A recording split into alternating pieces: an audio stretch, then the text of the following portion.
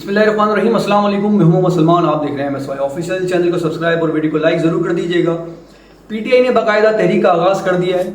गुज़िश्ता रोज़ इस्लामाबाद से काफ़िले की सूरत में लाहौर पहुंचने वाली PTI की आदत का पुरतपाक इस्तकबाल किया गया, जबकि उस इस्तकबाल करने वाले कारकुनान को उन तमाम इस्तकबाल करने वाले कारकुनान को पंजाब पुलिस की तरफ से मुज़ाहमत का सामना करना पड़ा, जिसमें यासिर गिलानी जो वहाँ के मुकामी रहनुमा हैं PTI के, उनको हिरासत में लिया गया। उनके साथ उनके काफ़ी जो कारकुनान थे उनको भी हिरासत में लिया गया। लेकिन कुछ टाइम के बाद यासिर गिलानी साहब को तो उन्होंने छोड़ दिया, लेकिन जो बाकी कारकुनान थे वो अब तक पुलिस की हिरासत में है। इस तफसील से पहले दो छोटी खबरें हैं जो कि बड़ी अहमियत की हामिल हैं, वो मैं आपसे ज़रूर शेयर करूँगा। एक तो ये कि तहरीक इंसाफ का जो एक रॉन्ग नंबर था ना, वो खुद से डिलीट हो गया है।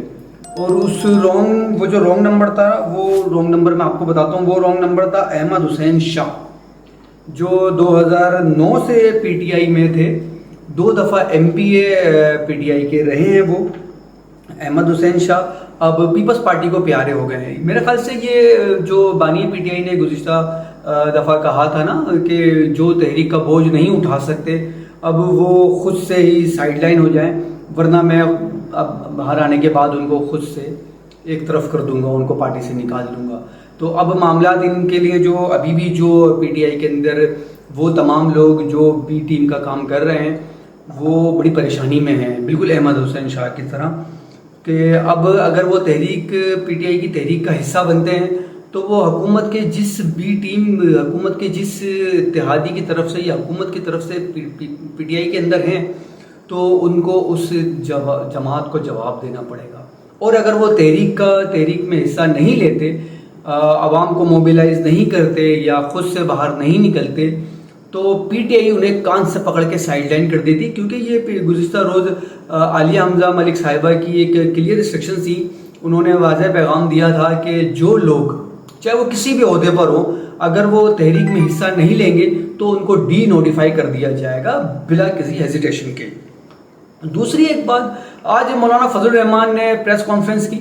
उस प्रेस कॉन्फ्रेंस में उन्होंने डायरेक्टली और इनडायरेक्टली PTI पे तनकीद की।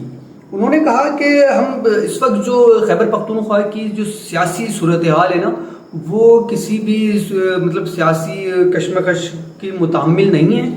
अगर KPK में तब्दीली आए तो वो PTI के अंदर आए, मतलब खैबर पख्तूनख्वा में तब्दीली तो आए लेकिन वो PTI में आए। उनका इस बात का मतलब ये था कि शायद, जो मैं ये समझा, कि वो ये चाह रहे हैं कि PTI में तब्दीली ऐसी आए कि अली अमीन गंडापुर PTI के अंदरूनी इख्तलाफात की नज़र हो और वो माइनस हो जाएं, और इनको PTI जो KPK की जो हुकूमत है वो इनको एक थाली में रखकर मिल जाए। तो मेरे ख्याल से ये तो बड़ा मुश्किल हो जाएगा मौलाना साहब के लिए।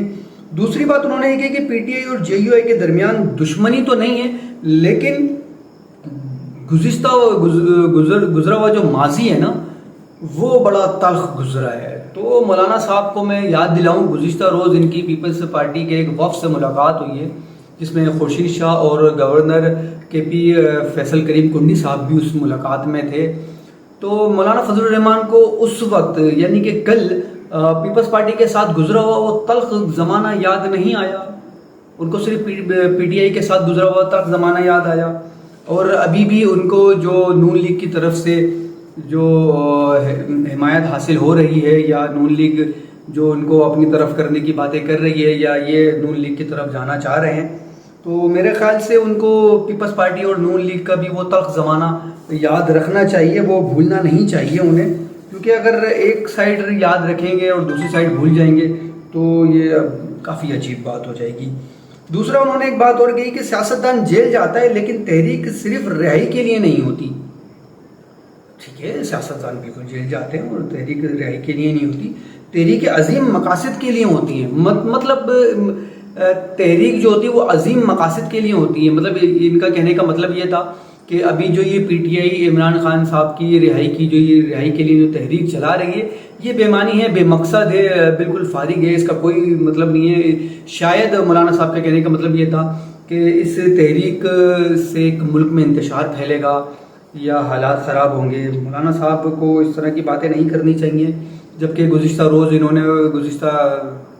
دنوں انہوں نے خود کہا تھا کہ وہ کے پی میں عدم اعتماد کا حصہ نہیں بنیں گے، اور انہوں نے خط بھی بھجوایا تھا عمران خان صاحب کو کہ اس خط میں یہی کہا تھا کہ آپ بے فکر ہو جائیں، ہماری طرف سے کے پی کے میں جو آپ کی حکومت ہے اس کو کوئی نقصان نہیں ہوگا، ہم اس کے بی ٹیم کا کردار ادا نہیں کریں گے. خیر، انہوں نے کہا کہ پی پی مسلم لیگ نون اور اے این پی سے اختلافات ہیں پر دشمنی نہیں ہے. تو آپ کی دشمنی صرف شاید پی ٹی آئی سے ہے. مطلب بانی کی رہائی تو تحریک یا تو مولانا کی نظر میں غلط ہے، یا پھر مولانا ماضی کی تلخیاں بھولے نہیں ہیں، اور اگر پی ٹی آئی کے ساتھ مولانا صاحب کو فضل الرحمان کو گزرا ہوا تلخ زمانہ یاد ہے تو انہیں مسلم لیگ نون اور پیپلز پارٹی کے ساتھ اپنا سنہرا وقت ضرور یاد رکھنا چاہیے. یہ میں ایک بات پھر بول رہا ہوں کہ انہیں یاد رکھنا چاہیے. خیر جی، اب ہم آتے ہیں پی ٹی آئی کے جو اس قافلے کی جانب، جو بلاخر تحریک انصاف کی قیادت سڑکوں پر نکل آئی. تحریک انصاف کی آئندہ احتجاجی تحریک کے لائے عمل کے لیے مشاورتی جو مراحل تھے وہ طے پا گئے ہیں. اسلام آباد کے پی ہاؤس سے نکلنے والا قافلہ وزیر اعلیٰ خیبر پختونخوا علی امین گنڈاپور کی قیادت میں لاہور پہنچا، جہاں شادرہ کے مقام پر پولیس اور کارکنان کے درمیان آمنا سامنا ہوا اور پولیس نے انہیں حراست میں بھی لیا. لاہور پہنچنے والی قیادت کا استقبال کرنے کے جرم میں مقامی رہنما یاسر گیلانی کو گرفتار کیا گیا، تاہم کچھ دیر کے بعد انہیں رہا کر دیا گیا تھا، جبکہ 3 کارکنان کو حراست میں لے لیا گیا ہے.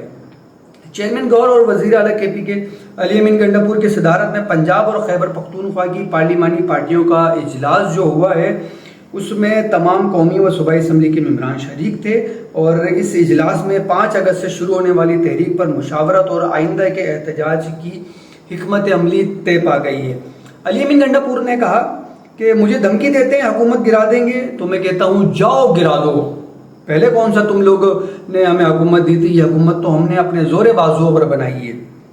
ان کا کہنا تھا کہ ہمارا لیڈر بے گناہ جیل میں بند ہے، ہم اس کی رہائی کے لیے اس تحریک کو نکال رہے ہیں، اس تحریک پر عمل کر رہے ہیں، اور حکومت سے ہم کلیئر کٹ انہوں نے یہ کہا کہ ہماری یہ تحریک پرامن ہوگی، ایک گملہ نہیں ٹوٹے گا.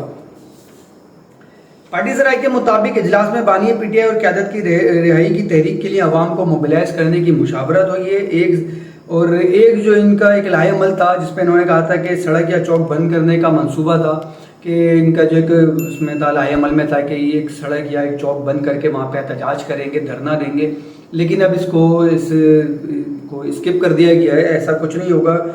لیکن لانگ مارچ پر زیر بحث ہے، اس کے لانگ مارچ کے اوپر ہو سکتا ہے کہ پی ٹی آئی کی طرف سے ایک طویل لانگ مارچ لائحہ عمل ہے. ٹکٹ ہولڈرز کو اپنے حلقے میں پرامن احتجاج کی ہدایت جاری کی گئی ہے، اور تمام پارلیمنٹیرینز کی اکثریت کی بنیاد پر تحریک کا لائحہ عمل طے ہوا ہے. حتیٰ کہ حتمی جو فیصلہ ہے وہ بانی پی ٹی آئی کریں گے. اس تحریک میں پنجاب کی عوام کو فوکس رکھا گیا ہے، کیونکہ پچھلی جتنی بھی تحریکیں چلی ہیں وہ یا تو اسلام آباد سے شروع ہوئی تھیں یا کے پی کے سے ہوئی تھی، لیکن اس دفعہ پنجاب سے، خاص کر لاہور سے اس تحریک کا آغاز کیا جا رہا ہے تاکہ ایک بڑا پریشر بلڈ اپ ہو سکے. ذرائع نے مزید بتایا کہ پی ٹی آئی کی رہائی کے پچھلے احتجاجوں کا آغاز اسلام آباد کے پی کے سے ہوا ہے، جس کے بعد پنجاب کی کارکردگی کچھ خاص نہیں رہی تھی، اس لیے اس تحریک کا آغاز پنجاب خصوصاً لاہور سے شروع کیا جائے گا. جبکہ علی امین گنڈاپور کل باقاعدہ طور پر تحریک کے لائحہ عمل کا اعلان پریس کانفرنس کے ذریعے کریں گے.